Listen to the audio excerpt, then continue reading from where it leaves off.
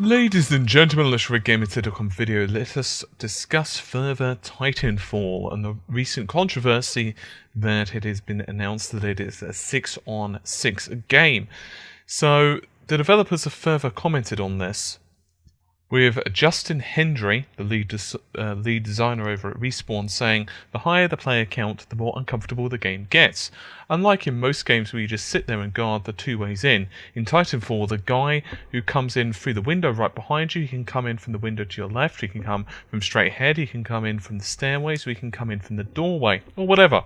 Essentially, there are 5 different directions to get killed from, and the higher that player count, the more likely you get killed from behind, the more difficult it is to manage your surroundings."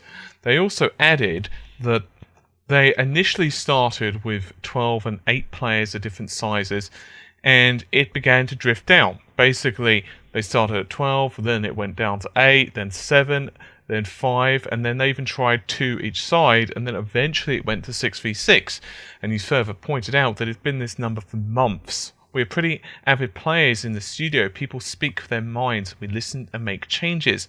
That is the number that felt best. The game is essentially built for 6v6, and the head count won't impact the map size at all. He said Titanfall has all sorts.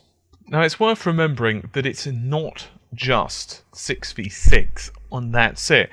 You could, in theory, potentially have 6 players and 6 Titans per player, 12 AI soldiers also getting into the fray. So that's a theoretical maximum of 24 players per side. And so obviously, if then Respawn, with their logic, they felt that, okay, you know, we can have that, but if we start having, I don't know, let's say we have 12 or 14 or 16 players beside it, then becomes to the point where, you know, it becomes too much chaos. That's pretty much where they're coming from. And he even said, why not make Call of Duty 256 players, or Battlefield 256, or 512? Maybe that would be awesome. Maybe that would be awesome for that type of game built around that, but you can't just jam players into a game and say this is what is ordained. Now, out of quote, this is a problem, I think, with modern day, because players are very vocal, and that's a good thing.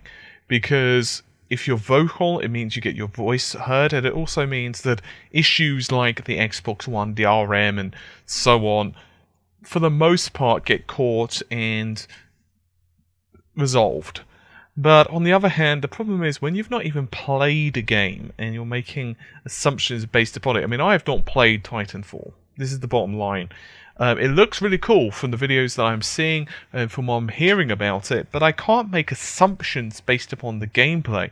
I just can't. It's like, think about the first time that you played Call of Duty, or the first time that you played Battlefield, or I'll even tell you a better example.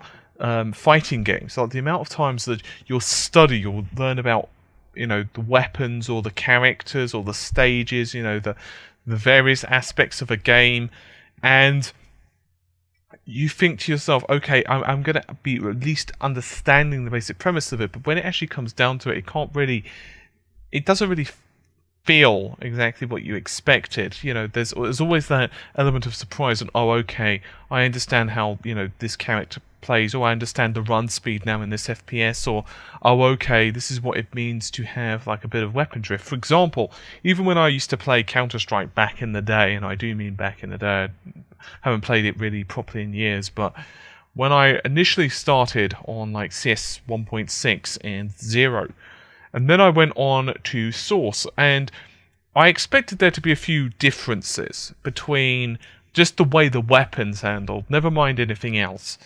And oh my goodness, I just couldn't shoot for shit, to be honest with you. Like, my aim just felt really off.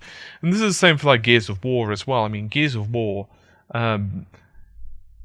it's not like it's 12v12 or something like that. And so I do think there's got to be a little bit of leniency there from the perspective of developers. Sure, if it comes out and you personally don't like it, then more power to you. That, you know, it's not your thing. But if the developers truly believe that this is what's best for their game, it's the most fun, it's the most balanced, whatever terms that you want to interchange, that's up to you. I mean, there are criticisms that were laid upon this. Basically, here's what it was. Back a few days ago, when this was announced on Twitter, there were some concerns that the reason behind all of this is due to lack of performance on the consoles, right? The Xbox One. Predominantly, the fact that the game just wouldn't be able to run all of that at the same time.